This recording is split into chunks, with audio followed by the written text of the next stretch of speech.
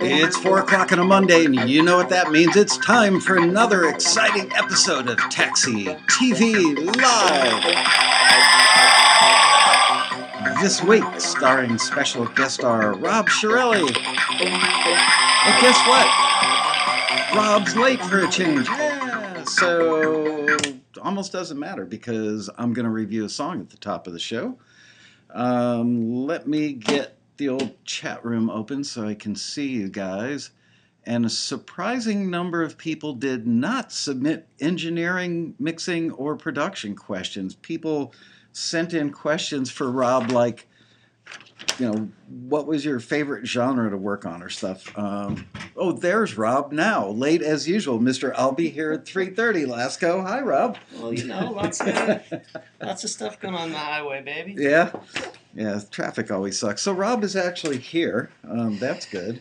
Yes. I'm going to start the show this week. Have a seat. Make yourself at home. Let me get you on camera. There he is now. Yep, there he is. Okay.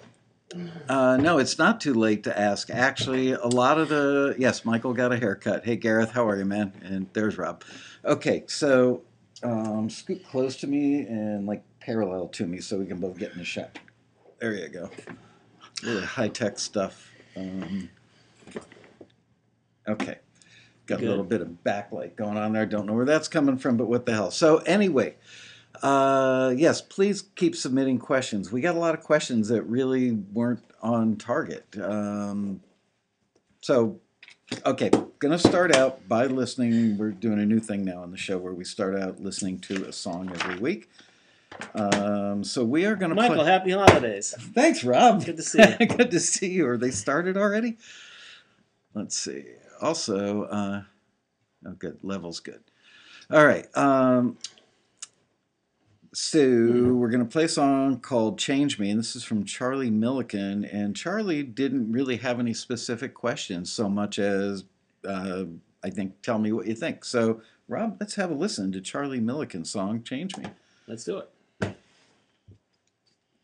Come on. Play. Here we go.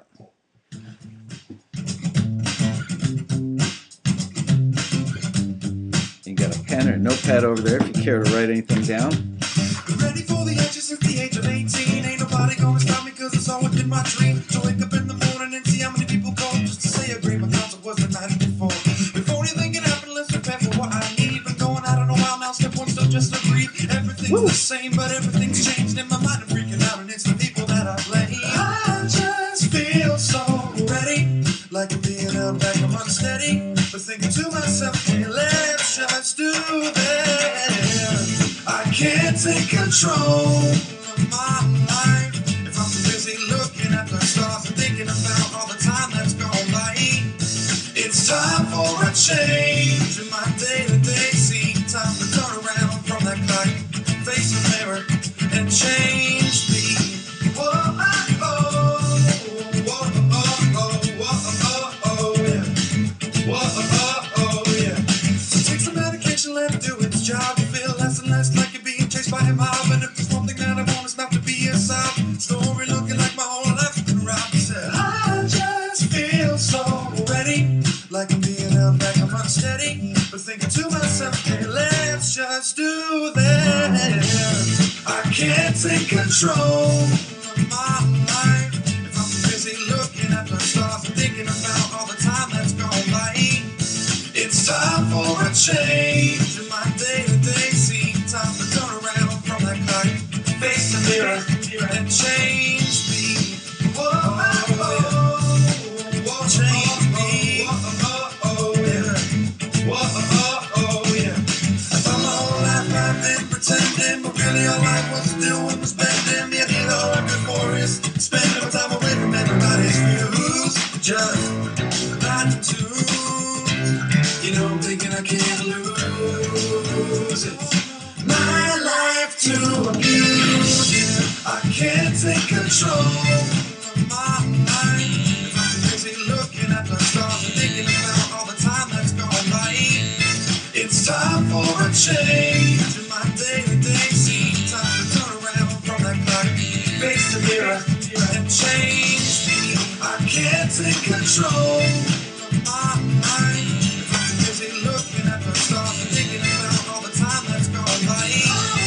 It's time for a change in my day-to-day scene. Time to turn around from that clock. Face the mirror and change me. Whoa, change me. Oh, yeah.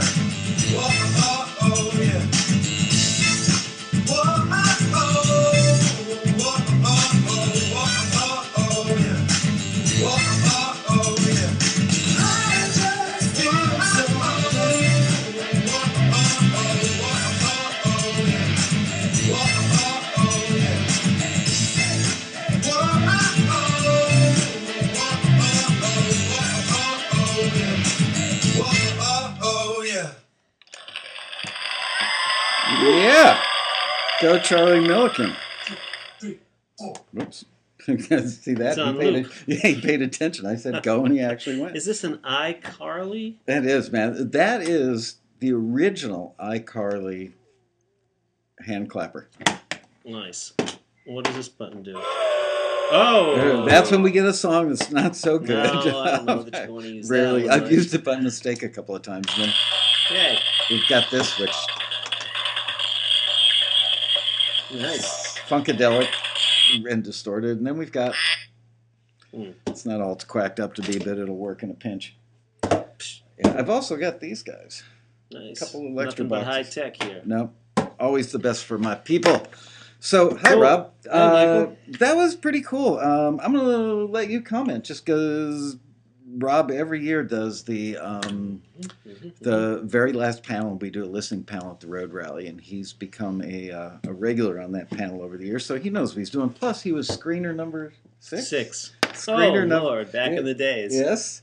Rob, in fact, you know, in our original batch of screeners at Taxi, we had Chiarelli, we had Skunk Baxter from Steely Dan and the Doobie Brothers. Problem was Skunk only wanted to listen to music in his truck riding around and then record his comments on a cassette recorder, so it didn't really work well with our workflow. But he's very taxi friendly. And Rich Ezra? Rich Ezra. Cordy? Was he one of the 6? No, Cordy wasn't. Barbara Vanderlyn, publisher, was one. And there was no number 1, right? No, So number 1. That was I was. Well, I can't say what I That was. was it. Okay. Anyway, Well, I was number 6, so That's right. if you ever got we a used bad to review, she used you to know who it was. schlep bins of cassettes. Like, you know, I'd go to Rob's apartment, he'd come to mine. Sometimes we'd go to Doug Minnick's place and sit on the couch. Anyway, okay. It's fun. So Charlie Milliken song changed me. What you think? So, listen, you know, can I talk general about? I'm going Yeah. to talk general You about can stuff. do So anything when we you get want. songs, here's what I get a lot is people send songs and they say, what do you think? And what they really want is me to tell them how good it is. Right. In Do you every love which- my song? Okay. Because we all want that, and that's important in the process. But if it's a constructive criticism, there has to be, you know, a degree of honesty about it. What do you think? A lot of This us. is- well, that's what Not I'm a- saying. Not a degree. A high degree. Yeah. We'll partially tell you the truth. Well, let's be honest. Nobody wants to be, you know, discouraging. And sometimes Yeah. the truth hurts. Not in this case because it was a really good song. There was a good hook. But here's what I heard as I listened. I thought it was a really good hook. Production was okay. I didn't get the verses because I couldn't hear the lyrics. Some of it could have been really cool. You know, some rhythmic things that he did I thought were nice, but I couldn't hear the message in the verse. Mm-hmm. I thought the song could be really, really funky if it had, you know, real horns and a real drummer and bass player and stuff that was really produced out. I thought that could really give it a bump. And, yeah, I thought it was a fun song overall. A couple of changes, but, yeah, I liked it. I enjoyed that one. Yeah, it was definitely heading the right direction. I agree with, I think, everything you said. I wrote down some spots he had 10 pounds of lyric in a 5-pound bag, which I know is a technique now. And a couple people in the chat said it sounds like the Ed Sheeran rap song. He's actually got several, but I can't remember the name of the song, Tells to Save My Life, but you know what I'm talking about. The difference is when Ed Sheeran does it, he executes the 10 pounds of lyrics in a 5-pound bag so well that it's impressive. In this case, Charlie was going for the same thing, but didn't quite pull it off to the point where it worked. The idea was there, but the execution was like 70%. Yeah, and Ed Sheeran is such a badass. I mean, he's, it's tough to compete with that style because he's so good at it. But I thought, with a little time and a little work, a little massaging, if you will, right? A little production work, that it's in there. Yeah, the basic song is there. I gotta say, I like the background vocals better than the lead vocal. Now, I liked, assuming that was Charlie singing on this, I liked the lead vocal sound, but I felt like it was a 75%er, that if I were in the control room making that record with him, I could have pulled a lot more out of him performance-wise to make it jump a lot more. It was a little too cool. It's a great point. It Getting was, that extra 5, 10, 15% out of the vocal without killing it, I mean, that's a difficult thing and takes experience, but that's where you get the magic, is to really know. Yep. Magic it is. It had a bit of a Daryl Hall vibe to it, the cool vibe and the general timbre of his voice. But what would Daryl Hall have done? Have you seen Daryl's house? Oh, a million times. Great show. Love it. Every time I see it, I'm like so envious. I want to be sitting at the console or just in the room watching those guys play. Yeah, just incredible. I saw him when he had, Fritz and the Tantrums on, and which is, in my book, kind of a modern incarnation of Hall & Oates. Maybe not, probably not as good. Sorry, Fritz or Fitz. But it was incredible, the melding of those two guys with the band together. So, okay, lyrics, 10 pounds lyrics, 5-pound bag, background vocals, almost better than the lead vocal, but the lead vocal, not... In the ballpark. Yeah, not that far away. Great hook and chorus. The bridge, not bad, but again, it was like an 85 to 90%er. There was something, you could do a lot more with that production-wise, I think, to make it really kick you in the face. Loved the octave guitar part, the high stratty guitar part. Thought that was really cool, kind of classic from an era of probably what. Yeah, it's a little Maroon 5-ish now in some respects. That's a cool little thing. It was kind of mid-70s. A lot of the disco guys were doing those octave guitar parts, 2 or 3 strings. Here's something I wrote down. They just can't read. Followed by Hall & Oates. So there you go. There's all my stuff. But overall, it's a really good song. Keep working on it and refining it. And real horns. Absolutely real horns. Not the easiest thing to hire a good horn section and arrange them, but hey, it's worth it. And, it's interesting. Two years ago at Taxi, we heard, who wrote... not Genie in a Bottle, but the second one. I worked on that album. Can't think of the song. Anyway, Christina Aguilera, she said she pitched the song 21 or 22 times or something. Not Shelley Peiken, right? I think she did Genie in a Bottle. Or no? No, it wasn't Genie in a Bottle. It was the second single, What a Girl Wants. Oh, okay. So only pitched it 21 or 22 times? Only, right. So it kept refining it. And so it's a process. It's not as though the song in any form is a destination. And the songs that I do with my guys, we constantly rework them and examine to see how can we improve them. Many years ago, I wrote a song which I thought sounded beautiful with strings and a nice guitar part, an acoustic guitar and a vocal, and 2-3 people said, you need to put drums on that, Rob. And I was just so resistant, and finally someone shook me and said, everybody is telling you, man, put some drums on this song, That could only be Ron Harris. He's one of the... No, it wasn't. Really? It wasn't him. I didn't even know him then. You don't listen... No, it was actually Chucky Booker, if you want to know who it was. Yeah, right. Great. Yeah, you don't Chucky listen Booker, to me. Gerald Albright, Craig Burbage, Ray Shields, Anthony. They all said the same thing, Derek Nakamoto, we're all in this. Chiarelli, will you put some drums on this? A great song with some drums on it. Finally somebody said to me, everybody's telling you the same thing, but you're not listening. You need to start listening to what people are telling you. And then the light went on that, you can get caught in your world and you can stop and you can forget that it's this process of Yeah.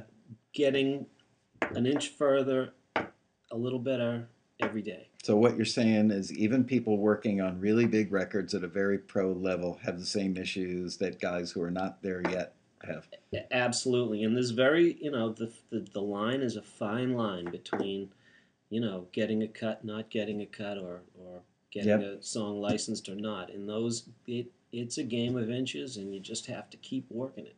If the song is worth it, then you got to invest the time and energy that it takes to really bring it. And you've got to pick and choose well as to which songs are worth it, because I've seen people beat a dead horse on a song that maybe not your best, just because we all know this. Just because it's your last doesn't mean it's your best. Okay, so thank you, Charlie, for sending that in. Now let's move on with the Q&A part of the show, and I'm gonna get some of the questions. Who's next week's guest, Michael? I've got Jason Bloom coming up. By the way, Jason Bloom on Thursday. We're gonna have a special, midweek Taxi TV with Jason Bloom, who's a hit songwriter that's had his songs on, I want to say, 45 million records, and recently had a couple of gold and platinum singles, and he's a great teacher and loved by all, and has written a couple of best-selling books. So Jason Bloom will be here Thursday at 4 p.m., and I don't know who next Monday's guest is. If you don't know, then I'm going to crash your party, Michael. Why? I'll tell you later. Okay, you want to come back a second week? We'll do it next Monday, and I'll maybe interview you for a couple of minutes and bring a guest. So I know how well that went over last time. No, it went well when you interviewed me last time, but I'm going to hit you up with a few questions. Give me 15 minutes. Let me have at you for 15 minutes. You can have the whole show. I don't care. What do you think? Is that all right, guys? By the way, thank you for having Derek Nakamoto at the Road Rally. He's the best. Great to see him. If there's such a thing as an elegant man, that's Derek. He's a class act. He really is. Google him after the show. Derek Nakamoto, really cool guy.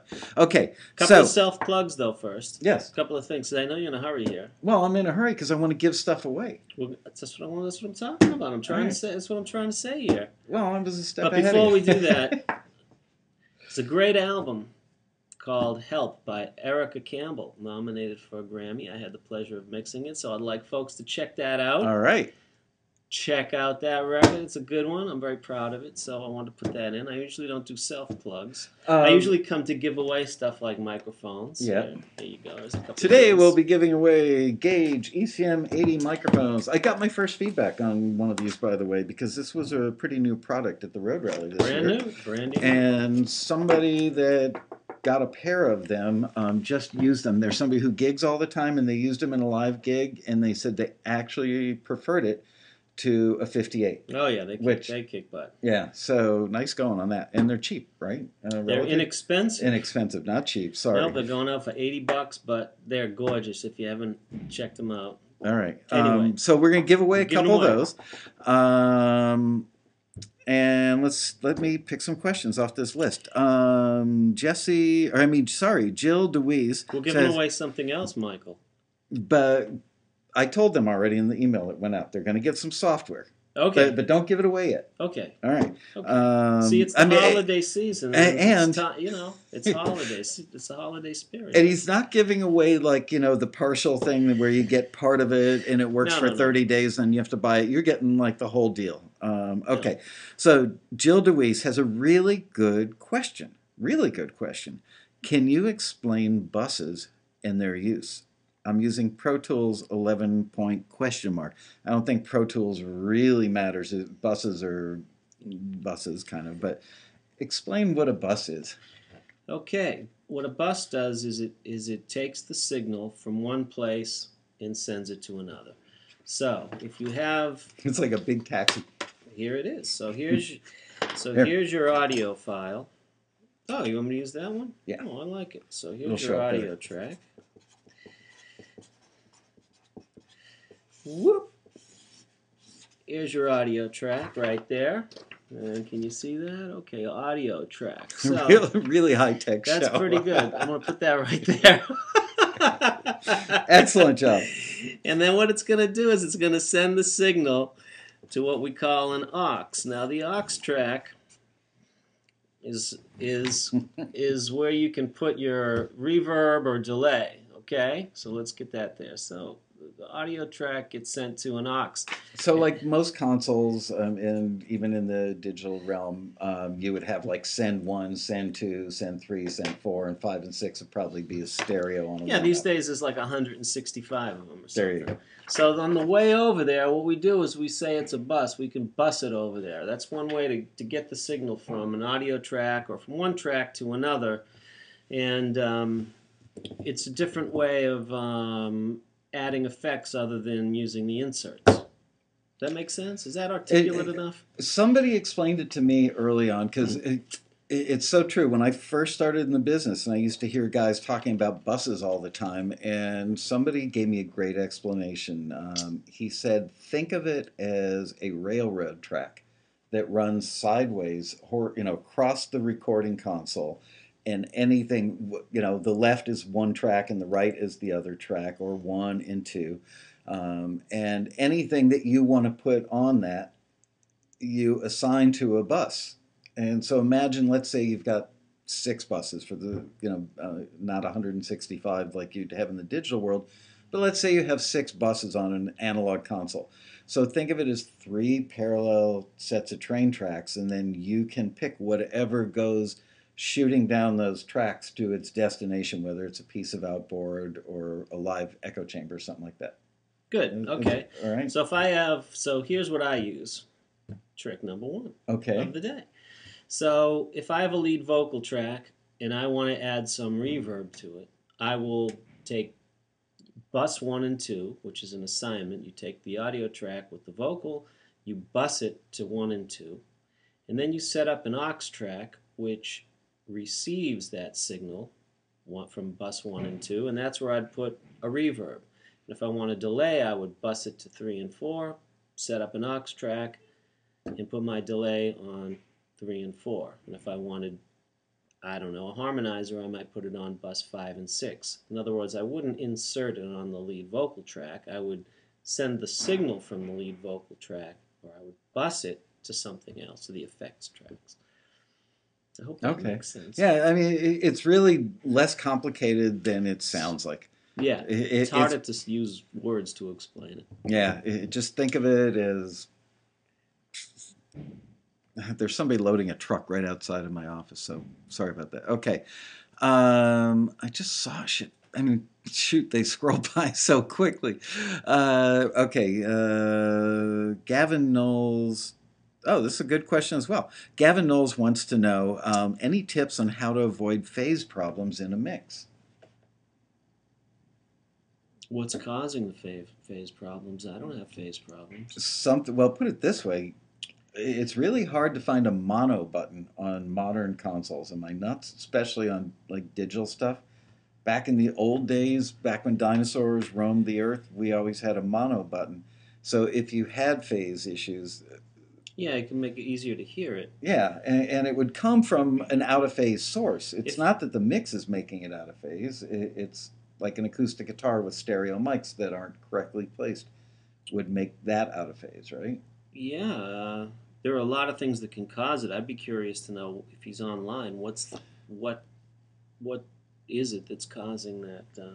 Gavin, are you there? Are you in the chat room?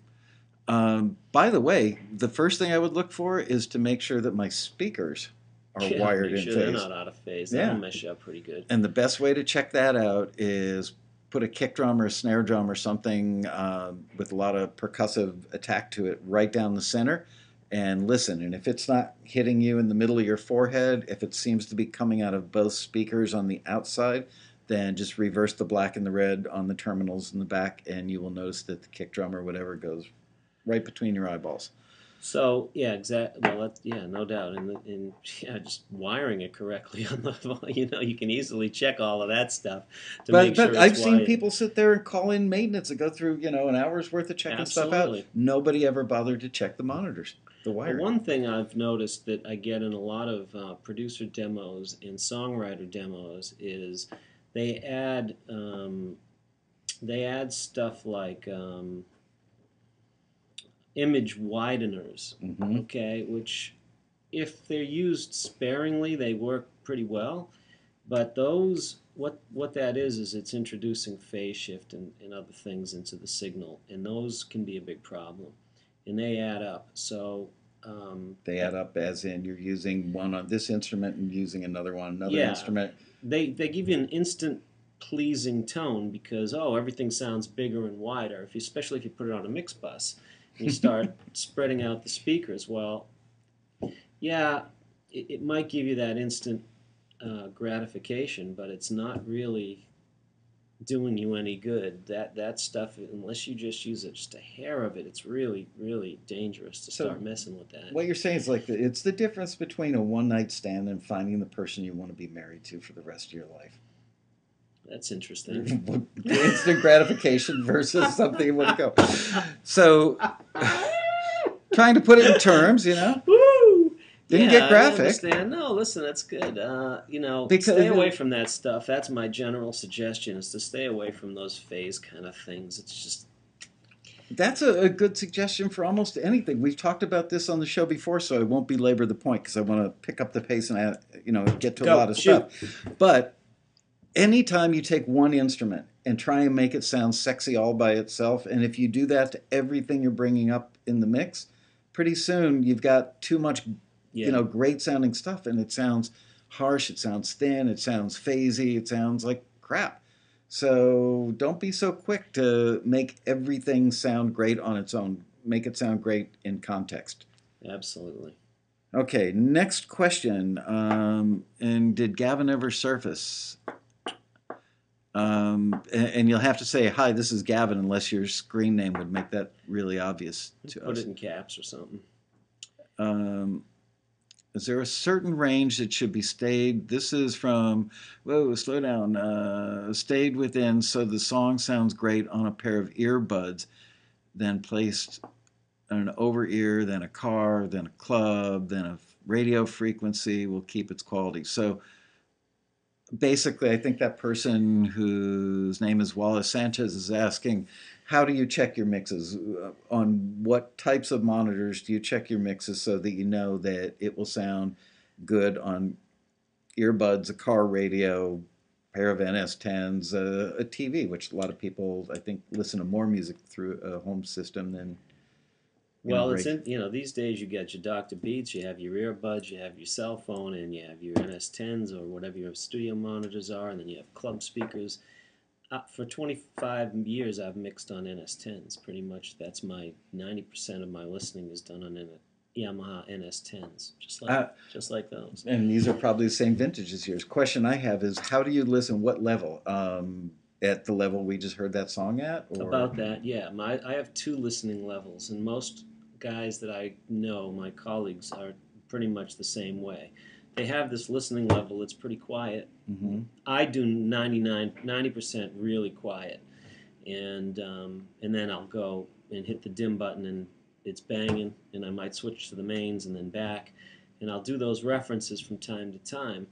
But generally, I listen pretty quiet. I definitely switch periodically to get it loud because I want to feel it. That's something that gets me into the music and everything.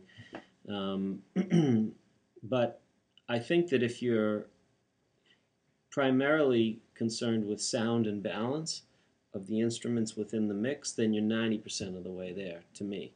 And then once you start messing with EQs, that should be kind of the second thing to me, Mm-hmm. or maybe the third, depending if something needs compression or leveling or something like that.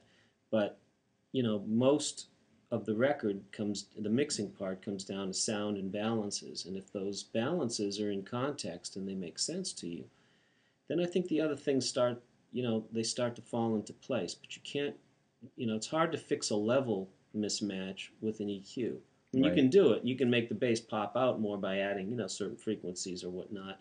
But it's better if you get it as close as you can.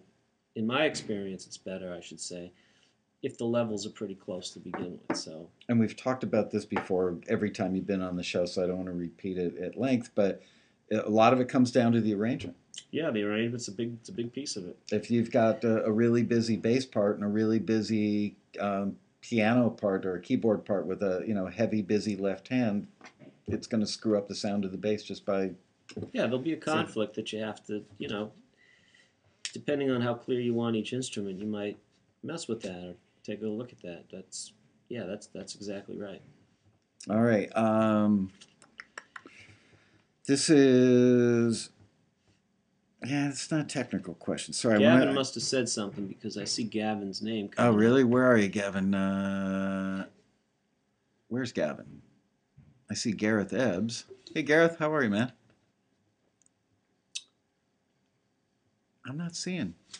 Okay. Anyway, Gavin, if you're in there, hit us again. Sorry. What lo-fi speakers would you recommend for mixing? NS10s. Can you even buy NS10s anymore? Yeah, get them on eBay. They're going up, though. Really? How much is a pair of used ones cost, and how do you know that you're not going to get one with a blown component? Hey, buyer's guarantee, I guess. We use PayPal. Well, I don't know. So what do you think they should expect to pay for a pair? I haven't checked in a while. At least I'd say 500 and up, probably. The lo-fi speakers, I've used Auratones forever. So, Did you use those? Absolutely. I called them horror tones. Yeah, I used to. But here's the thing: is after so many years, when I first started to mix, the studio standard was an NS10, right? So soon as I realized that everybody used those speakers and that they were in every single studio, I bought those for my house. I put them in the back of my car. I mean, all I did is listen to that speaker so that I would know it. Know it as good as anybody. I wanted to understand what that speaker was telling me. So now, after doing it, for so long, I have a sense for what that speaker is telling me, whether it's right or wrong, or where to listen more closely. And then, what the speaker will reveal. So whether it's an NS10 or, Genelec, if you want to spend Genelec or whatever ton the of money, speaker is, I think the key is to know the speaker. Right. I think it's nice to check it on, a boombox or in your car and that stuff, but that's not a substitute for truly knowing the speaker that you're using for critical listening. Because if you get it right, if you know the speaker and get it right on that, it's going to translate fairly well to everything else. Versus, let's say you try mixing on earbuds. Well, depending on how far you push them in or what kind of earbuds you're using. That's a nightmare. I can't do it. Yeah, I know. And, literally just a little tuck on the earbuds and all of a sudden the bottom end is there. And then over time they work themselves back out and the bottom end goes away. So, Gavin is the Elements Studio. Okay. So, Gavin, going back to your question, avoiding phase problems in the mix. Did we cover it well for you? What speakers are behind you? Those are NS10s, right there. They are. Those are original NS10s, by the way. I have a pair of those. A couple pairs. Those are probably circa somewhere between 1986 and 1990. So those are old. Good stuff. Yeah, they are. And can you still buy replacement tweeters and woofers for them? Probably. On the black market. eBay. Yeah. Jim Carvalho is again not not technical question. Sorry, Jim. This is a kind of technical question, and it's a good one. It goes back to what we're talking about. Here's a good one. What? Sorry to interrupt. Is a dynamic mic best for vocals? Okay. Isn't that an interesting question? It is. I've never had that one. Really? Never had it. No? I know the answer, but... Whatever sounds great for the voice is the best mic for vocals. But that aside, for studio recording, generally, I like tube mics and condenser mics for vocals, but for live stuff, I'd use a dynamic.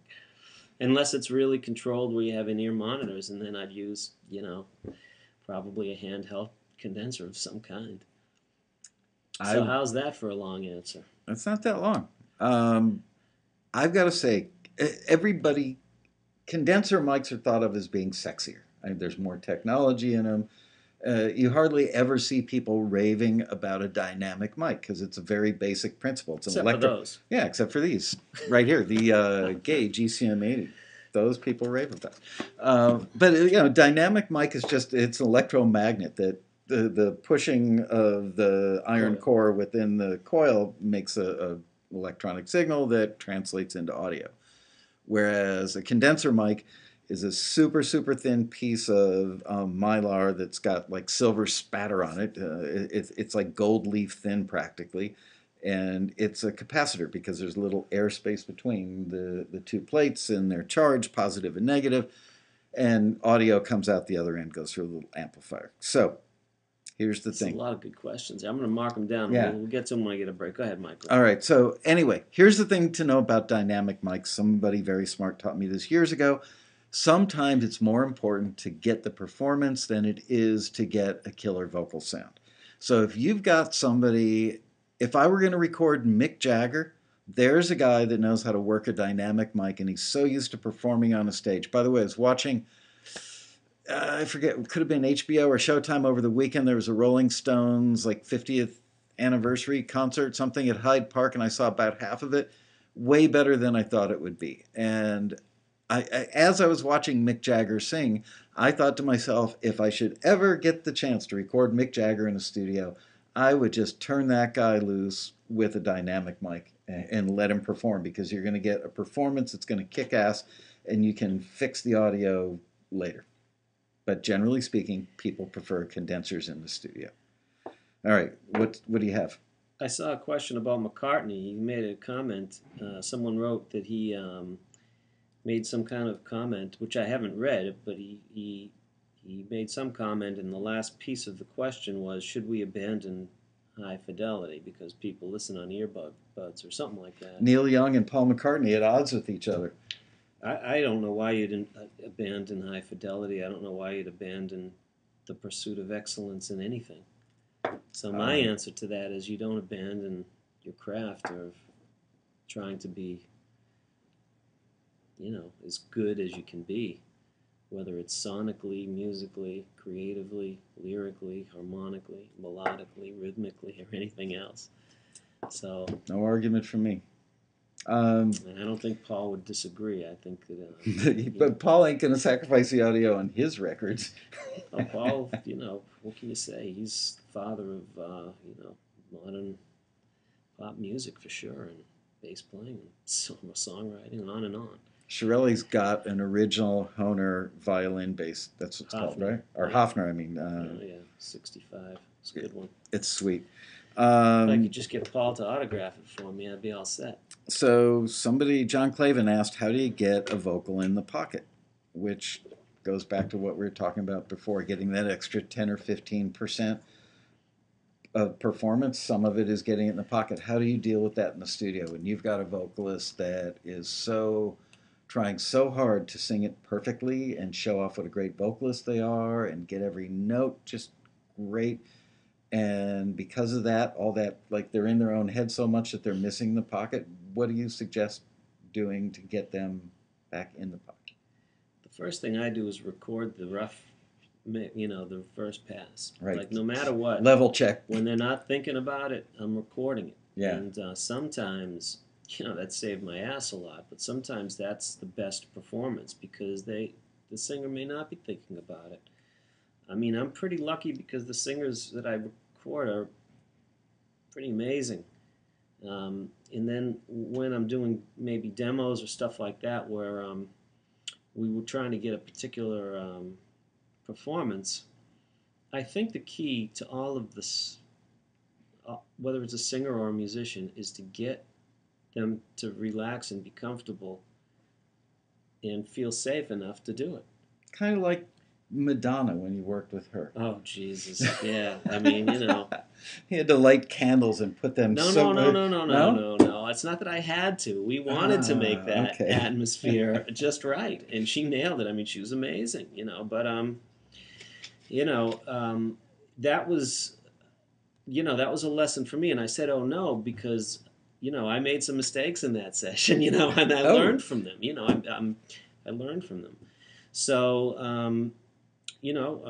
those songs that we did, they ended up being pretty big records, and a lot of it was, I think, just, she was amazing. I mean, amazing. She would sit in the corner and write, and next thing you know, it's amazing. And the funny thing is, she's not known as one of the great vocal talents of the world. I'm going to argue with that. I mean, from what my experience is that she's amazing. Yeah, well, that's what I'm saying. Is you're saying she's amazing, but she's not known for it, and that's cool that you had the inside perspective. You got to see it, from Yeah. ground zero, as it were. Yeah. So that's cool. Yeah. You're absolutely right about making people feel comfortable. That's obviously the old saw, take one headphone or one side of the headphone off. Something not a lot of people do because I don't think that people talk about it much these days, but take a pair of Oratones. And if you take a pair of Oratones, which are just little speakers, they're 4 inches by 4 inches, I believe, maybe Yeah. 5 by 5, yeah, Small. and just one little speaker in the middle, no little whizzer cone, no tweet or anything. It's just a 4 inch speaker in a box, very plain. Take a pair of those and put those about 3 feet apart, facing the vocalist, and wire one of them out of phase. That's tricky stuff. I know, but it works. But it works. And I've had people sing in the control room with me. It's if you get the vibe. Yeah. I don't care, and I don't care about the bleed. If that performance is incredible, I'll take it any day. We'll make it work. Hannah sang in the control room when she did that song "Suicide" at your house that That's night. right. We couldn't beat it. We never could beat that performance. Right. It was just she was sitting this close to Rob, and that close. Yeah, and it worked. Anyway, going back to the Oratone thing for a minute. Pair of Oratones, one side out of phase with the other. Microphone dead center. Use a condenser mic and hypercardioid so you get good back end rejection. That way the singer's not wearing a pair of headphones. They're not too much inside their own head, literally and figuratively speaking. You'll get a little bit of leakage, but not so much. And that gives them the freedom to move around and dance a bit and get into it. John, it's the vibe you got to get. And whatever you need to do, you got to do to get that vocal performance. It's the vibe. What's the piece of gear you like? Isn't there a Manly box that you use that you love on vocals? There are a few things I use on vocals. Number one, I like a Pultec. I love Neve preamps. I love, old original Blueface Pultec EQs? Oh, yeah. Yeah.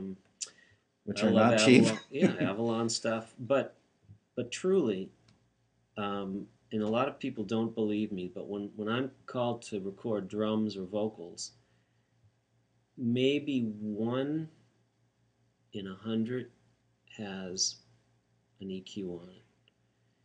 Generally, it's into the preamp, into the compressor, and into the DAW or onto tape or something. There's no. It's all about mic selection, mic placement, and the sound source. Yeah, let's face it. If I'm singing, or you're singing. Oh, if I'm singing, nobody's in the room. Or it's like a tree falling in the forest. Or Rihanna's singing. I got news for you. It's nothing you can do to make me sing like Ed Sheeran or something. There's nothing gonna.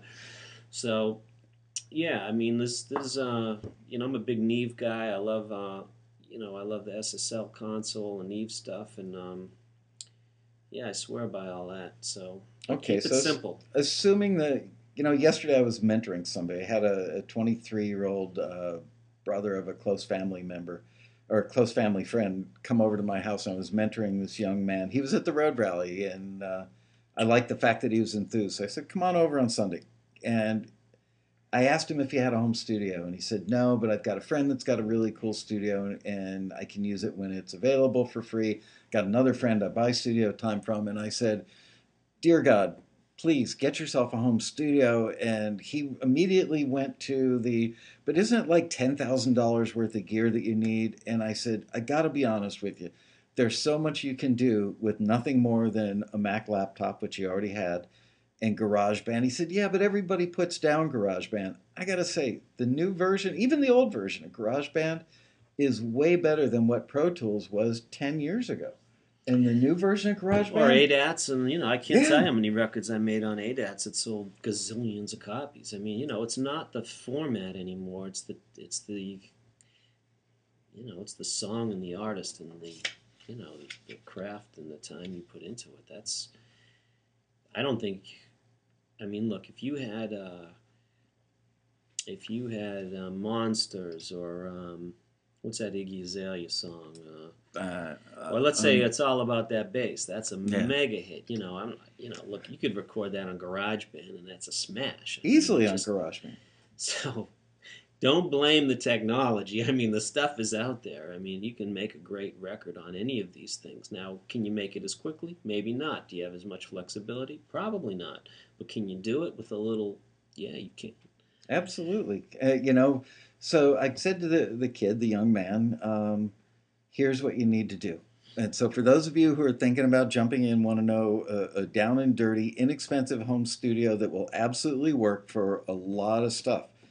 Maybe not a record like Rob might make with 126 tracks of audio on it, but for bass, drums, acoustic guitar, electric guitar, keyboard, vocal, background vocal, percussion, yeah, you can do that, absolutely. I told him use GarageBand. I told him to get an Apogee 1 as his interface because it's got a built-in microphone that sounds amazing. That Yeah, those are good. Bob Clearmountain sonically tuned. I told him to buy a Gauge ECM 87. Good choice. Always good choice. And Easy Drummer. There you go. And you put all those things together and a good solid MIDI keyboard and some it depends on the kind of music you're doing. So let's leave all the synthesized stuff out for the moment. But if you had just those things, you could make a record with that, a real record. Yep. And a pair. Oh, going back to monitors, the company Samson gave me a pair of self-powered 4-inch or 6-inch monitors that have an iPhone port in the top of one of them. Oh, wow. And they were cheap. They were, I don't know, maybe $200 or something, or $250 for the pair. I've got them sitting on a desk at home, in a room in our house, pushed up against the wall, breaking all the rules of common sense when it comes to monitor placement in a room. And I've got to tell you, those things sound about 80% as good as my NS10s. So there you go. You got a question that you I got wrote down? 5 quick ones and an answer. Okay. All right. Do I know Reason? I don't really know Reason. Nope. Plugins, can they replace hardware? Someone wrote. Great question. Sometimes they can. Here's a great example. Fairchild compressor is going to cost you 40 grand. It's going to replace that for most people. So it's not the same, but is it some 80 or elements, 90% is good? Some of them are pretty good, but if it depends. Like the ideas of these plugins or the essence of them gets you in the ballpark, I think. Some of them are really close. Some of them, I don't want to start pitching which ones are the perfect ones and which ones aren't. But there are a lot of companies that make great plugins and they're pretty good. But I can tell the difference between a Fairchild and a Fairchild plugin. Will it sell one more copy of a record?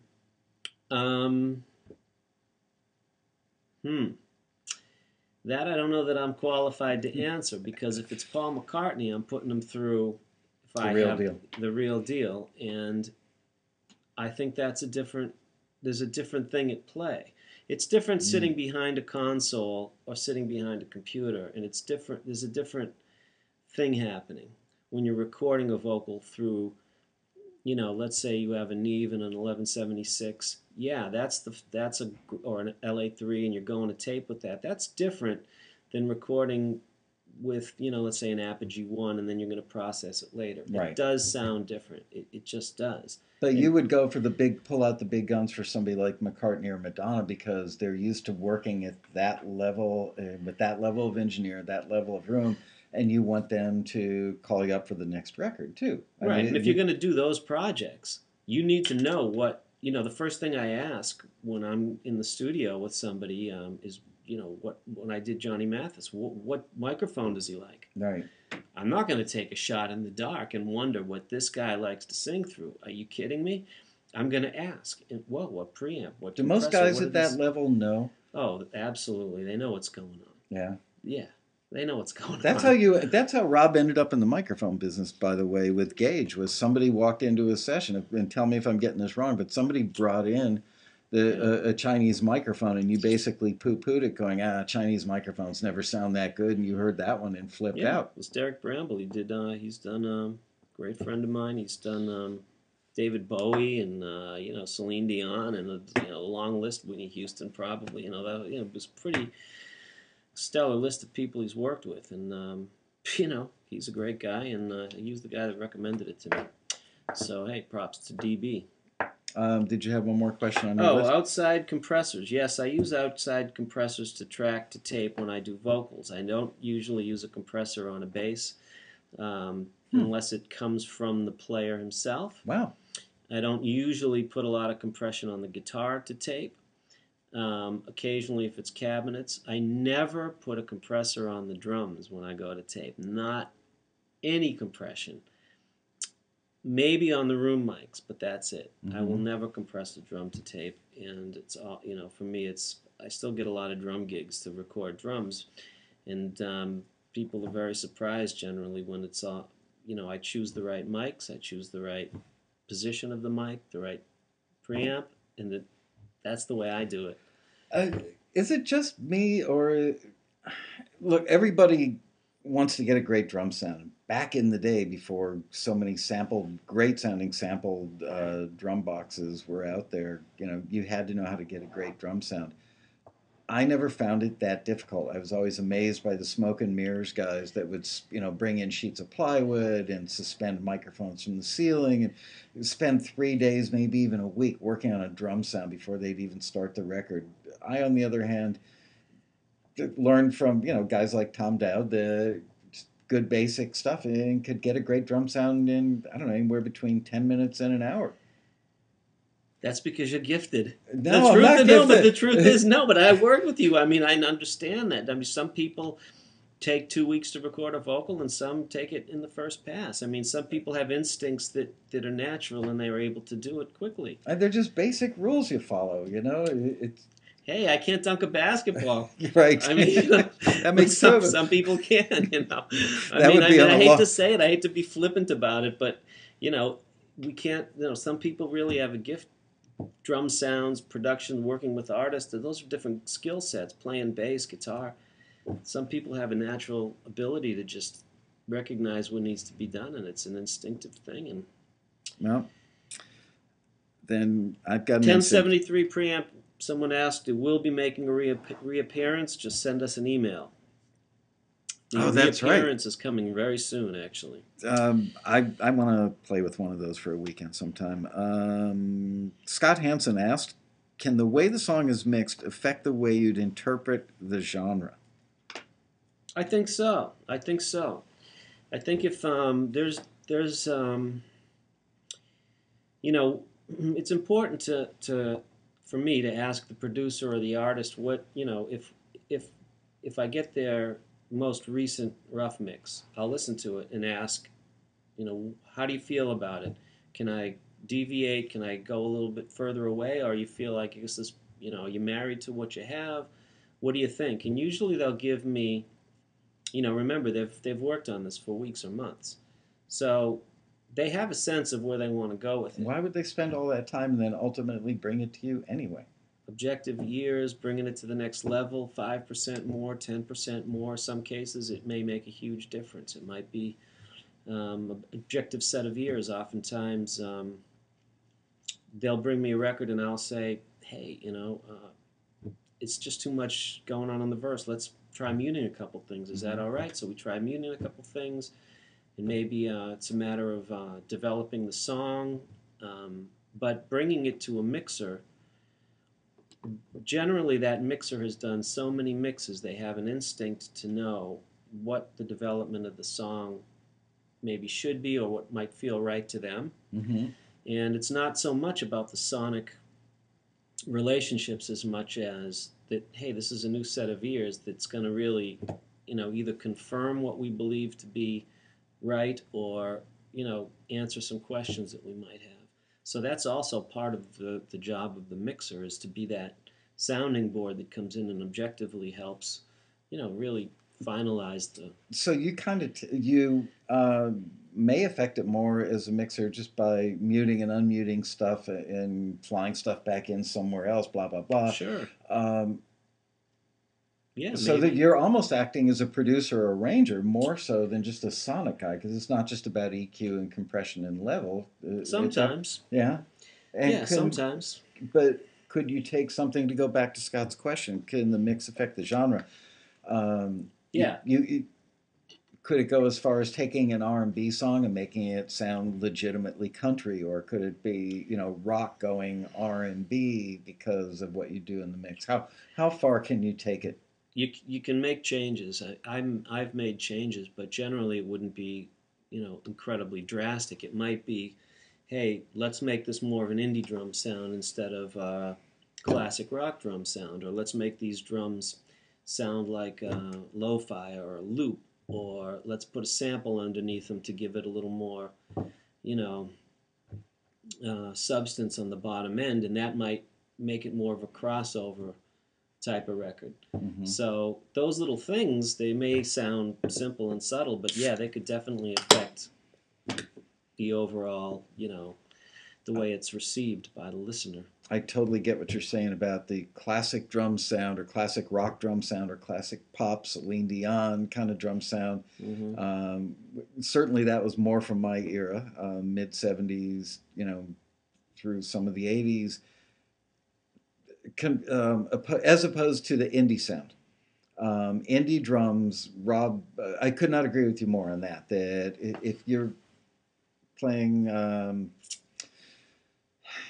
using thinner drums and more room and less damped sounding, immediately puts you in an indie rock headspace versus hearing a snare drum that's more like a goosh.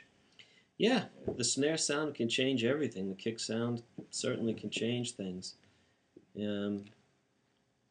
Absolutely. That stuff, it's not going to change the lyrics, and it's certainly not going to change, when you think about it, what we're talking about is a sonic taste thing, right? Mm-hmm. And, there are times when, maybe we nudge the drums towards a little more indie feel. And sometimes we might say, look, let's tighten these drums up and make them sound a little bit more hip-hop or retro. Mm-hmm. And these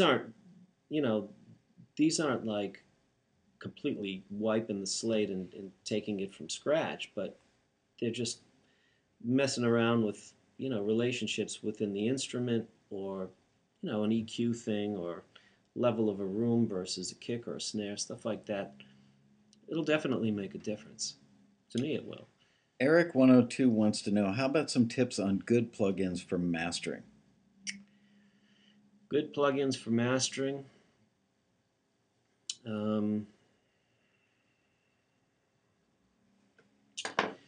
Nothing replaces a mastering engineer's ears.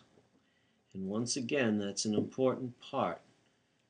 It's because it's all they do. They specialize. Yeah. But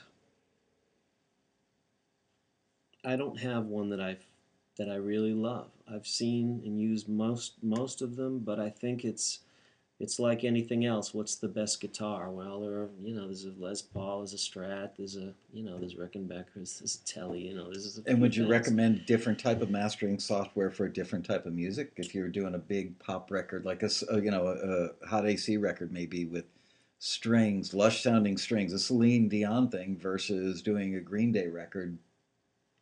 I don't know if I would say the software. I feel like the software is the toolbox. Mm-hmm. And the mastering engineer is the carpenter. The toolbox means less in the hands of a great carpenter. The carpenter can build it if he's got a general set of tools, because he knows and has the vision and has the years.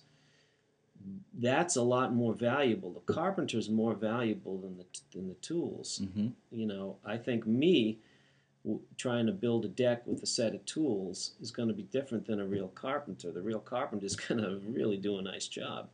So I don't know that it's so much the tools, and I would say I would feel the same way about a producer who can walk into any studio and set the tone and the vibe and make everybody comfortable, or an engineer who's going to walk into a room and instantly kind of know what his challenges are with recording or getting a drum sound, and he'll know what the gear is and he'll get it done and it'll sound great. If he, in a guitar player, listen, if you get Santana playing the guitar part, it's going to sound like Santana. It's not going to sound like Michael Lasko or Rob Chiarelli. That's for sure. Definitely not me. Unless it be open chords on an acoustic. Russell Landwehr says, Rob threw out an interesting bomb at the road rally. Oh, geez, here we go. Yeah. My gosh, what did you say? And really piqued the interest of the EDM, electronic dance music folks. Turns out he's looking for EDM drum tracks from EDM producers, guessing he's needing some backbone stuff for future or present productions. How about if he runs a taxi listing with a bit more detail so my peers and I can write specifically to that? Well, gee, now if we have a listing that says producer looking for EDM, guess who that would be? But sure, Russell, go ahead. Yeah, send it over. Well, what I really need is, because we're coming out with plugins, a lot of plugins, one of the things that we've received from people who bought the plugin is, hey, there's no EDM setting, or you don't have a demo of EDM music. So we were going to just license a few EDM songs, and use them on our website. So yeah, run a listing, and sure, we'll check it out. Okay. It's easy. Still need them. All right, I'm trying to think how to write that listing, but we'll figure it out. Okay, so there you go, Russell. Good question. John Wattillo asked the most general question in the world, and any production and or songwriting tips would be great. I'm going to have to pass on that because, I mean, it's just, yes, work at it every day. And I don't mean that to sound flippant, but, that watch every Taxi TV that we've done the last 4 years, and you'll get a lot of production songwriting tips. Paris Kiss asks, in Inferno, what role did Rob play? Instruments. Who is this Inferno? That's going back to college. Really? Yeah. Wow. So Oh my God. Paris Kiss must be from Boston. Or no, you went to school in Miami. What am I saying? That's right. Inferno was formed at the University of Miami. So, wow. What's the question? The question is, what role did Rob play? What instruments did you play? Okay. The instrument that I played in that band was bass. I guess, that was a very talented group of guys. So, I guess I ran the rehearsals, but I don't want to step out too far because everyone became so well known from that group that I want to embarrass them. I want to give the respect to everybody. They were all such great players, and I'm surprised Paris Kiss knows. I mean, I've known you now for 30 years. I've never even heard of Inferno. Yeah, that was the first big group I had. Yeah. Wow, you're holding out on me, Rob. Yeah. Do you still write songs? Paris Kiss also wants to know. All the time. Yeah. What's the most enjoyable record you've worked on? The most enjoyable was Will Smith, Men in Black 2, because we just laughed the most of the time. Okay. And it was a great time. Does Christina Aguilera record 40 different vocal takes, then her crew comps the takes into a usable guide, which she then learns and performs the final take from? Christina's vocal, I never cut her vocal, so I can't answer that one. All right. Here's one that will be an inside joke for you and I. Best way to mic a tenor sax. Do you remember why that's funny to me, Rob? I do, because I called and asked you how to mic a tenor sax It was about 25 years ago. Right. It was like 3 o'clock in the morning because he'd only been, all of a sudden, he like blew up as a mixer. And he barely even held a microphone at that point, other than maybe a vocal or something. And Chiarelli calls me up literally like 2 or 3 in the morning and goes, Lasco, how do you record a sax? So, Rob, what did you learn? Well, no. I'll tell you, I can't remember what you said. For many years, the first mic I would choose was a C12 over the bell. But what I've learned is that, and this may be hard for some folks, and I said this earlier, is ask. Because if you're working with a badass, like, let's say, Clarence Clemens, if he were still alive. Well, let's go, Gerald Albright I worked with early on, and, oh my God. Anyway, if there's a great sax player, it's really simple. Ask them, what mic do you prefer, and where is the sweet spot? They're gonna know if they're great. But this guy may not be living in your world where he's gonna be working with guys at that level, and he's got a mic closet with $5,000 mics in it. Okay, well that's a good point. So Everett Harp or someone like that I've worked with, I did the same thing. So great sax players, ask them because they know. They Right. really do. But if you're working with somebody new, here's, place, just think about it musically. Listen to where the sound is. It's usually above the hand somewhere up here where the bell comes down, and give it a little distance. Choose a microphone here's the distance. Choose a microphone you won't go wrong if you pick the most expensive mic in the closet. Right. I hate to say that. But the position of the mic is not all that, it's not all that much of a mystery. And it depends on the octave. It depends on the part. Is it a more legato part? Is it a bunch of little horn stabs? Use your ears. Is the room reflective? There's so many variables that I think what I told you that night was the default way. People tended to stick a mic right into the bell because they would close mic stuff. I, on the other hand, was taught by Tommy Dowd, you want some air. So I believe in that school. I like a little air and distance. yeah, Absolutely. so I would get strange looks from horn sections. Sometimes I would put, rather than close miking everybody in the horn section, if you can't get a good blend out of the guys by telling them move back, move in, and moving faders up and down, then you shouldn't be sitting in the chair. So I would just tell them stand in a circle and blow at each other, or stand in a semicircle, and I'd take one mic and put it in Omni in the middle. But my answer to your question that night when you called me was about 16 inches to maybe 2.5 feet out, take an 87 in Omni if you can, just so you get some of the room around it, and stick it a couple feet out and slightly angle it down. Put it like where the center of the hands are, with a slight angle down towards the bell. That way you're capturing everything that radiates off the whole horn. I don't think I listened to you that day. You never listened to me. Why should that day be different than any? But that's a good practical starting point. But it's just a starting point. Got to use your ears. Yeah. Place it a little way off the bell and off the hands, and you'll be all right. It'll sound like a sax. Mojo says sax sound doesn't come from the bell; it comes from the highest open valve. Yeah, so That's right. there you go.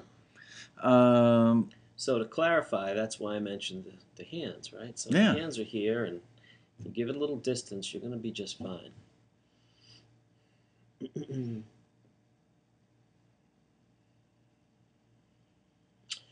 Dum, dum, dum, dum, I've seen singers almost eat the mic. This is what it looks like, anyways. That's not a question. Singers do eat the mic sometimes, but I got to tell you, that's a great sound. If that's what the song calls for, I've had singers this close, boom, right up, and sometimes they've got to back off. Mic placement for vocals. I'm gonna let you take that. Get within a few inches of the microphone and use your ears. I think that, again, it's a lot simpler than people make it. Mm-hmm. If there's a good starting point is a few inches away from the microphone. That's what I've always found to work. A few inches is going to be in the ballpark. You don't need a mic way up here, and you don't want to eat it necessarily. You want to make sure that you have a little bit of distance, but I happen to like the sound generally of the proximity effect when you get closer to the microphone. It's not right in all cases, but you're a few inches off, 3 to 5, 6 inches off.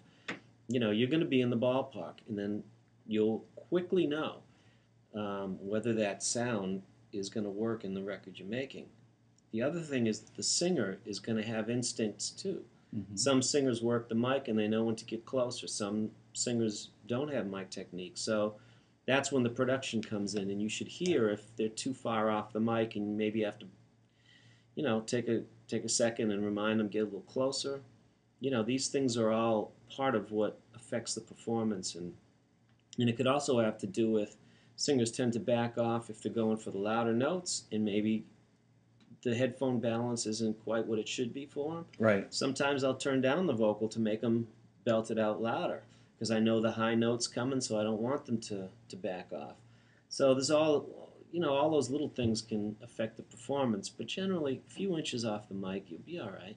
I've again, going back to when dinosaurs roamed the earth, somebody taught me to do this. That if you thumb your nose, the distance between your pinky and your thumb is a good starting distance for something that's not intimate right into the Yeah, up close I like a vocal. little closer, but you're in the ballpark, sure. So I remember working with somebody once, and after every line, the guy would go like this and put his hand back up there, and I said, "It was just a general ballpark. You don't. Get in the It's not an ballpark. exact science where you've got to be within a quarter of an inch every time." And that's what I'm talking about. People getting too into their own heads and ruining the performance Yeah, versus exactly. And some of the best records I've done, you mean the vocal sound or the whatever that was recorded. I mean, it's not that you would say this is perfect, and it's not about that. It's about the vibe and it's the performance. It's what gets communicated through the music. It's the sound is really secondary in many instances. Gareth Ebbs asks, "What about a low cut filter on?" I think he said the vocals. Good question, but what about a low cut filter? So, how do you feel about a low cut or a high pass filter? Same thing.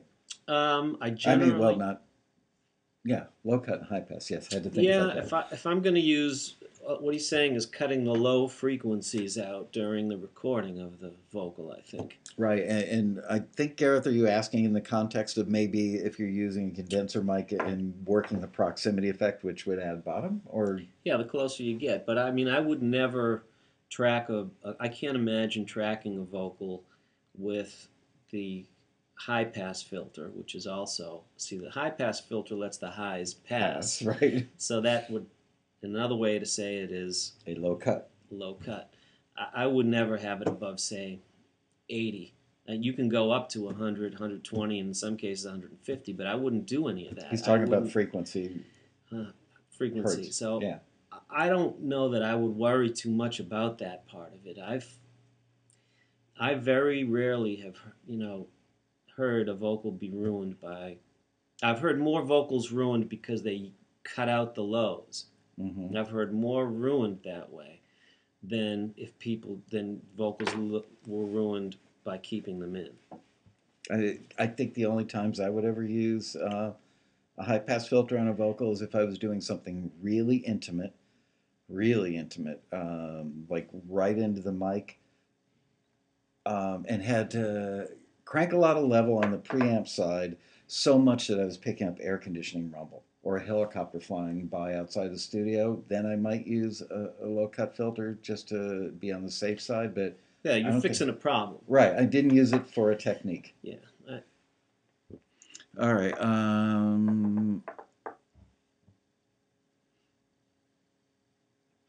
Side chain compression. You want? There are Yeah. places, there are times I use it, but not too often.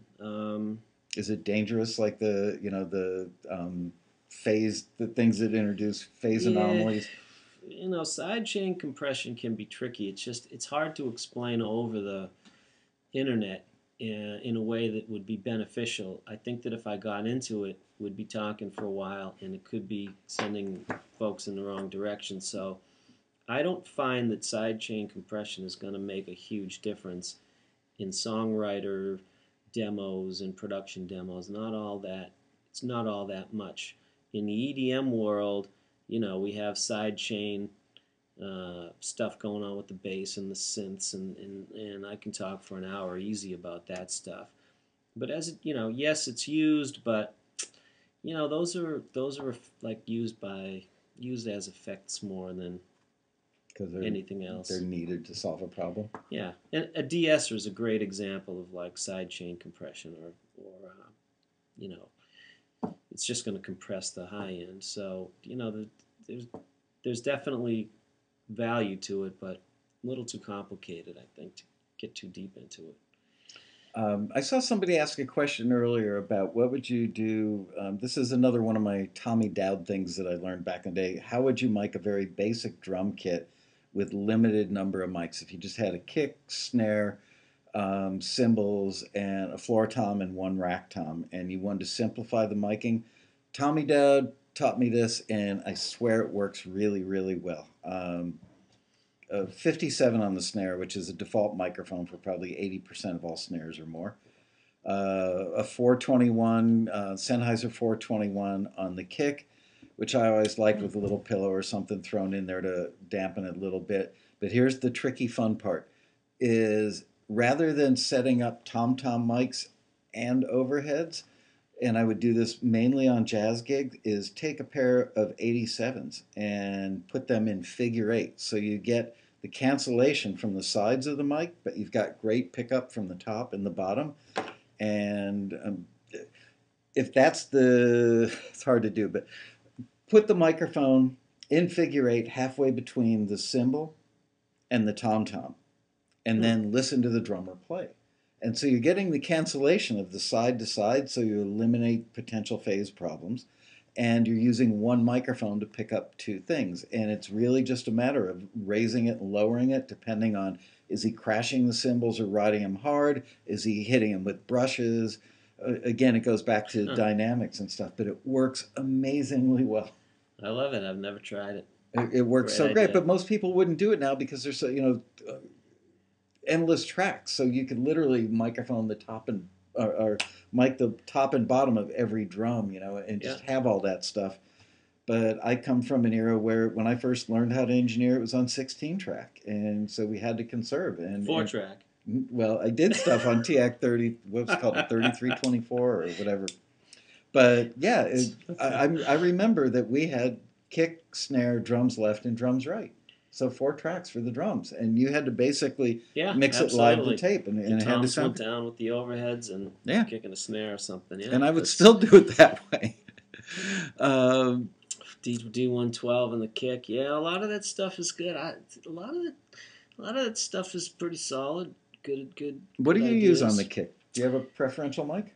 I do, but for me to go through my mic stuff, it's just not practical in the real world. Yeah. I love C12As on the snare. I love 47 FETs on the toms, and I mean It's talking stuff that most people don't have in their home mic closet. I mean, I hate 57s, SM57s. I just hate them. Even on the snare? I hate them on the snare. Really? Yeah. I just do. I just never liked them. I've hardly ever had to bottom mic a snare. I take a 57. I'm trying to find a good way to show you the angle, but do it at an angle like this, and do the angle opposite of the hi-hat so you don't get a lot of hi-hat bleed. Yeah. And a little bit of damping on the top head. And our no drum compression. sounds would be completely different. About 2 years ago, I saw Ross Hogarth doing a drum clinic, miking on the kit, and he had the kit there and the whole thing, and I saw what he did, and I thought, totally different than me. Sounded great. Wow. It's just different. It's just different approaches. And Craig Burbage, who was one of my early mentors, as you know, completely different way of miking the drums, and as good as anything you'll ever hear. So. Couple more questions, and we'll give some stuff away.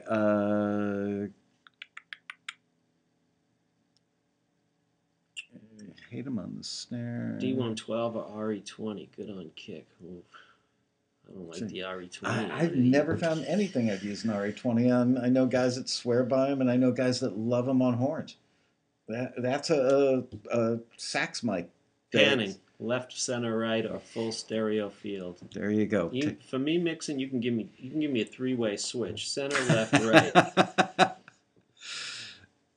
That answers that question. Question for Rob: do you double the effects for greater nuances? And no, generally not.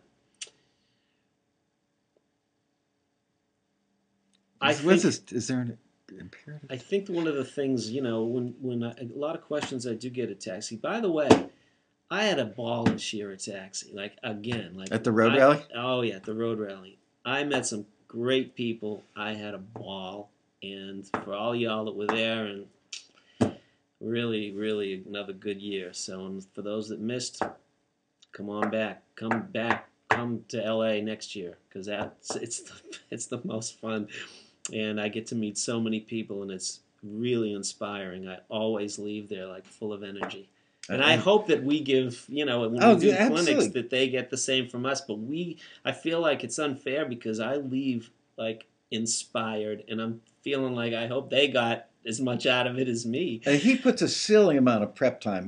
When we did the demo to done thing on stage at the 2013 rally, Rob and his crew of guys probably cumulatively spent, I don't know, 100, 200 hours on prep time for that thing. No, we just wanted to make sure the technical side will Well, win. that's what I'm talking about. You were busting what's his name's brains all.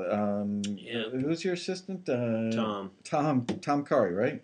Yeah, you did a great job too. You were. I thought you were gonna physically hurt him. You were like driving him so hard to make sure every little possible detail was thought of, and every contingency, and then a contingency for the contingency. But that's but that's why he's great. I mean, Yeah. he's great, and he's doing great work, and I'm really proud of him. And he's he knows how to be a professional. He's a good person. I like He him. is. I like his vibe. I ran into him a couple times at the rally this year.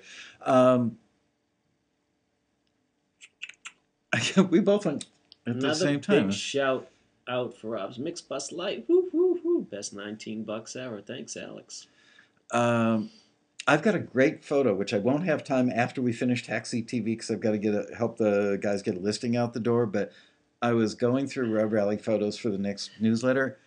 That's a good one. We should check Okay. that. It's getting late, though. Yeah. How do you feel about introducing a dirty, distorted, super compressed, subtractive EQ drum mix on another track, parallel style, and mixing to taste? Seems to work very well in adding a bit of punch to the mix, but doesn't work in all styles of music. Okay. That's from Complicated question. Marcia I love Meadworth. adding dirt into the mixes. Isn't that ironic? I love it. It used to be that we're always trying to love it. get dirt out. Now people want to put dirt in. And, people at the road rally a few years ago used to hear me say, red is your friend. Yeah. And then, I'd get all this feedback. Red isn't always your friend. Red meaning overloads. Right. Sometimes you mash a sound and you overdrive it and you get into the red and you get this different sound that's really interesting. But isn't that true more in the world of analog than it is in digital? Because you really... I haven't worked enough in the digital realm to be expert on it. It's all how you use it, right? I mean, I've heard, I did years ago, I did a New Boys record, and that stuff was so overloaded. I cleaned it up, and I was like, the vibe was gone. Wow. I said, whoa, all of this stuff that but was done through the production process that resulted in these overloads that caused this thing to have this cool feel, had to put it all back, and it was beautifully distorted. Wow. It can be a tool, and it can add something. I mean, it's how, clean isn't always the best. It just isn't. Not always.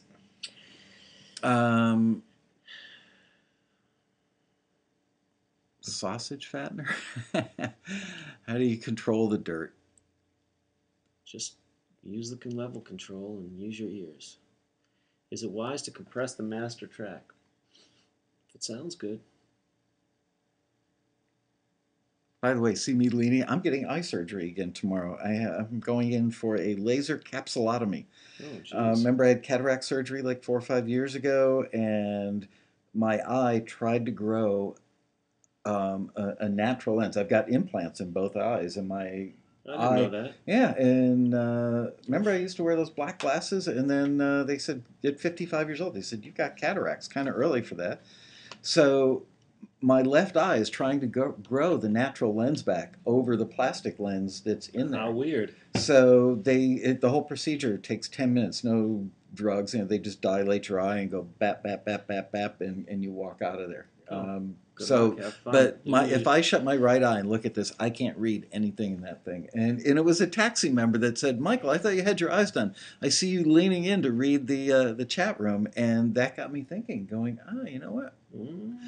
So whoever that member was, thank you.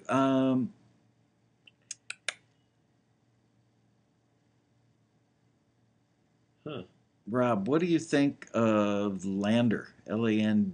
I don't even know what that is. Are you releasing more VSTs? Yes, we're going to talk about those in a minute. Yes, we are. What's Lander? Something that falls out of a space capsule and hits the surface of the moon? Do you know what Landr is? I probably should. Online mastering. Favorite cheap mic, ECM 87 gauge. Yeah, if seriously, look, is he family to me? Yes. Would I ever tell you guys to get something that I didn't? Would I not be straight up with you? Look, if I didn't think his mic was great, I just wouldn't mention it. He wouldn't take my phone calls. I was one of the so-called golden ears that tested the original version of the ECM 87. If I remember correctly, Rob had like 6 of us come over at different times. Didn't even tell me I'm thinking about putting out a mic line. Didn't tell me what I was testing. He just A-B'd and he'd say, does this sound better or that sound better? And went through like a couple hours of it. And at the end, I eventually found out he was having me compare his mic to an 87 414 Audio Technica 3044. I don't remember, but there was a couple of them. And 94 or 96% of the time, myself and the other guys that were all golden platinum level engineers picked your microphone over the others. Right? It's a great mic, Michael. It is a great mic. I've never met anybody that bought one and didn't like it. Rob, most often do you mix in context from the beginning and the end, or shape the bass and drums first? A lot of people do drums first. I used to do that. Generally, I'll throw everything up. I will listen down and get the feel for the song, and then I'll start attacking stuff. But I don't get zoned and dialed into one instrument for too long, because I think you lose perspective if you get too narrow-minded during the mix, at least for me. I used to blow my ears out with a kick and a snare before I ever got to the rest of the mix. I did too, but I learned, I learned some years ago that, I had the best kick sound in the world, but for some reason, the rest of the record wasn't doing what it was supposed to. You can focus too much. For me, if I focus too much time on one element, I like to bounce around, and then I'll take a break, I'll come back, and things will reveal themselves to me. Taking breaks is really important, and it's a discipline to take breaks. I can't mix for 4 hours in front of the speakers because you lose perspective. I'll go 30 minutes, 45 minutes, an hour, take 5 minutes, come back, and then immediately I'll hear what's off. I mean, it's so stunning. I remember a few minutes away. Probably 18 to 20 years ago, one night you called me. You were working at a studio in Hollywood. I think Deb and I were still living in the Woodland Hills one bedroom, and you said you were working on a mix and you just couldn't get it to come together no matter what. And you'd spent like 2 nights on this thing. And you said, what are you doing tonight? It was like a Saturday night or something. So Deb and I actually drove down to the studio, and you said, just shove up some faders. See if there's something that you're noticing. I hadn't sat behind a console in, I don't know, maybe 10 years at the time, but still knew my way around an SSL, and I'm shoving up the faders. And instantly, I remember you saying, something I did, which was literally just shoving things up to find out where things were and what they sounded like, but it gave you a different perspective not being at the faders. Yeah, you were staying. Yeah. Some guys walk around the room to listen, and they'll just sit in the corner for a few minutes and, just let the thing loop, and they'll vibe it from a different place. It's just, hey. It's hard to sit in front of a record for 12 hours mixing it straight. I mean, that's insanity. Can't do it. You gotta have fun along the line, too, Anyway. Okay, should we give some stuff away? I think we should. Okay, let's do it. Timothy Butler. Is it common to mix hard left to right for TV, film, music? Sure. Yeah. Doesn't really make a difference. Okay. Bring this guy back next week. Love him. They must be talking about you. They are, Rob. He is coming back next week. I'm coming back. We're going to do it again. All right. So let's give away the microphones first, and then we'll tell them about the other exciting thing that every one of you gets. And frankly, I almost fell out of my chair when Rob suggested doing this. It's unbelievably generous on his part. It's going to cost him...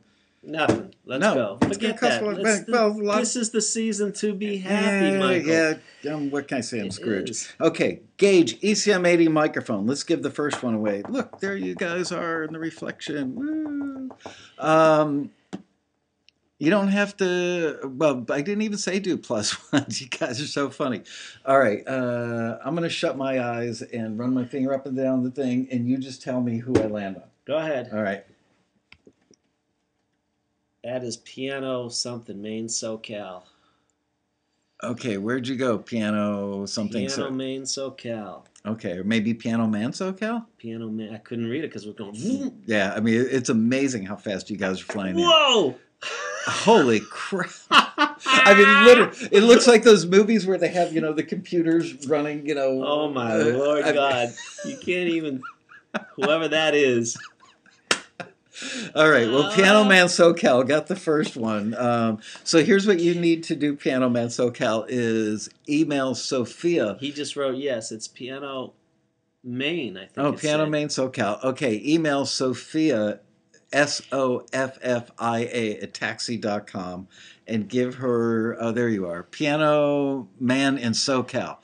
That's me, Michael. Okay, Piano Man. Email Sophia, Soffia, at taxi.com. And Sophia will make sure that you get this microphone. Give her your real name, your street address, your zip code, your phone number, your email, all that stuff, just to make sure, because we've actually had stuff not get to people. All right. I got to give a shout out to Chandler because that's my partner on these. So I get all the love on Taxi TV, but Chandler Bridges. I love Chandler. Gotten to know him well over the years. And he does a good road rally class. People should check that out. Where's Chandler live? Somewhere in Florida, right? Florida. Where? Tallahassee. Interesting. Let's go. We'll go down there. We'll take Tallahassee. We'll go south. Go to Miami. Do a little fishing. Or we go fishing in the Gulf. I've never fished like the Northern Gulf before. Okay, we're going to give one more away, and then we're going to give you guys some really awesome software. So this is for ECM80 number 2, and it is Seabert 081028. It's fun. SERBERT, whatever you were. Those things are blazing. It's amazing, isn't it? This is fun. This is like a game show. I know. It's worse than a game show. I can't even get back to it. Oh no. I just jammed my memory. Okay, and I've got 8 gigs in this thing. All right, Seabert, you need to email Sophia, Soffia, at taxi.com and give her your stuff. Please don't be in like the Ukraine or anything far away. We've actually had a couple times where we sent out microphones and the cost of the postage to get them to the people was tell me about it. More than the microphone would have cost. Okay, so now we are going to give every one of you on the show, and you do not, I underline, do not email Sophia at taxi.com to take advantage of this free thing that Rob is about to give you. Tell them what it is, Rob. I'll tell you what it is. Can I tell how we came about this? Yes, absolutely. So every year at Taxi, people ask me... At the road rally. He always says that. I say Taxi, but the road rally. Okay. What do they ask you? They ask me, I get questions every year, and I make a note of it. Okay, so one question a few years ago I used to get all the time was, how do I get my mixes to be loud? So I did the Mix Bus Lite. So that was the first piece of software. And then people said, well, my drums don't sound modern, and how do I get them to be loud, and how do I get that cool loop sound and stuff like that? So we developed the Drum Bus Lite. And all of his software is basically 2 or 3 things. It's not 2 or 3 knobs. It's not like you need to know anything crazy. It's not like... Yeah, Rob came up with it. So, here's the last... So at the recent Taxi Road Rally, people have started asking me about levels for broadcast. Okay. Levels for YouTube videos. What's the right level I should print my mix if I'm burning MP3s? Because the codecs will distort if you do it too loud. And what if I'm giving it to an A&R guy or doing a digital, right? How do I get that level? Okay, so what we did is we created this thing called the M1 limiter, which is a lot like the L1 that Waves makes, but it's a lot simpler. We took out the stuff that'll get you in trouble and made it simple and easy to use. So it's called the M1 limiter. And what that does is it basically you push your fader up and it's going to get your mix as hot as possible. You select what style the mix is, which affects the attack and release times. You mean style as in country versus hip-hop? Yeah, hip-hop, rock, pop, EDM, ballad. And then there's a knob in the output which basically selects how hot this output's going to be. So if you're going to do an MP3, Most people, my friend Barry Rudolph, I spoke to him yesterday, and he suggested 0.03 based on his knowledge of distortion and codecs and conversion. So you hit the button and it's going to print that mix at 0.03. If you want to be psycho like me, you print it at 0.01. If you want a 1 dB headroom, you hit the 1 dB button, or the 3 or the 6 if you're going to. So do they have to know anything about this stuff? No. I mean, they can. You don't need to know anything. You just have to hit the button and push the fader up until you'll see the red light, which saying, "Hey, that's enough," and you'll know that it's hot enough, and it's going to output it to the right. Wow. To the right level. So it's really a handy little piece. Now, I was supposed to come next week, which is when the software is ready. Right. So we're going to give away today, but you can't get it until next week. So that's the catch. So I'm going to give away the code. The code to get the freebie, and we'll announce next week on the show when you come back. We'll do it again next week. That it's ready to... That's right. Just in case your programmer delivers late. No, he's delivering because I already got the email today. It's just we don't have the installers ready. Oh, okay, cool. Okay, so here's the thing. And write this down. Give him... I'm going to stall so you guys can grab a pencil or a pen. Here it is. Here's the code. Now, the way to get it is you go to www.finalmix.biz, B-I-Z. So FINALMIX.biz, finalmix.biz, and you will see the M1 limiter. It's already on the website, and there's a little countdown button that tells you when it's going to be live, which is, interestingly enough, between the end of Hanukkah and before Christmas. So that week. You've got two of the major religions covered there. So we're right in the... Attaboy. So here is the free code. Now, this is not a free code that, like, you guys enter a free code and then, like, we sock you 2 months later or 2 weeks later for a fee. That's not what this is. It's free. Okay? So... Why are you doing this? Look, baby, I'm in the Christmas spirit. Here is the code. Here is the code. There it is. Peace on earth. How do you like that? So just enter it all If you in. want his other software, type goodwill toward men. No. I have to pay the programmers. I can't do everything for free. I mean, they're all $19. It's not like I'm I mean, seriously, why are you doing this? I mean, we've got 300 people watching the show right now. That could be $6,000. That's $6,000 worth of revenue just blown out the window. You're not that nice. I am. It's free, but it's not going to be free forever. Okay, it's free for the taxi thing, and it's free for the week or whatever. So taxi viewers, taxi people, it's fine. That's the code. Peace on Earth, and you can get the M1 for free. Awesome. I'm going to go home and get one. I have a question. Will any of your plugins work in GarageBand? They all do. Okay, and the reason I ask is I've got, you gave me the tracks from demo to done from my daughter Hannah's song, which I imported into GarageBand when I was running Mavericks on the computer right before the Road Rally, and it kept crashing the computer all the time. So I had to go backwards to 10.6.8, but now that they've come out with the Yosemite, I'm going to do a clean install and have a nice new version of GarageBand, and I want to do a mix of her song, and I want to try your plugins when I'm done. Plugins are going to work. All right. So awesome. Thank you, Rob. enter it into the coupon code. That's the coupon code that'll make the price go from 19 to 0. All right. So I don't know if, people know how to do that these days, right? You enter the coupon code, you hit apply code, and it's 0. I know Rob's home number and his cell number, so if it doesn't work, I'll give you Rob's home number and you can call him. There it is. All right. So you're really, truly coming back next week? I'm coming back next week. For sure. I'm going to have some questions for you. I might bring a special guest to duck in here and have a little Christmas fun. Okay. Do I need to prep anything for the show, or do I just need to show up? Starbucks? No, I mean, I don't need to have any questions or a topic or anything. My headline next week, or my subject line, is going to be Rob Chiarelli and a mystery guest show up to surprise Michael. You bring in Neil Young because he's been hanging out in our neighborhood. No. Neil Young is now dating Daryl Hannah, and they have been seen at the Westlake Promenade on Let's numerous get them occasions. both in here. Great. Let's do it. Okay. All right, you guys check it out next week. We're gonna beat up on Michael for 15 minutes. Well, that's what I'm saying. If it's only 15 minutes, what are we going to do with the next hour? All right. I look forward to it. And thank you, Rob. Thank you, Michael. Always fun. Thank you for giving away that software. That was unbelievably generous. Pleasure. Thank you guys for showing up.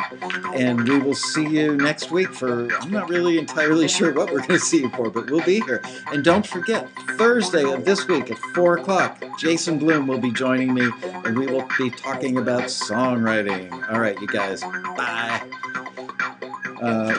Where's the audience? There they are.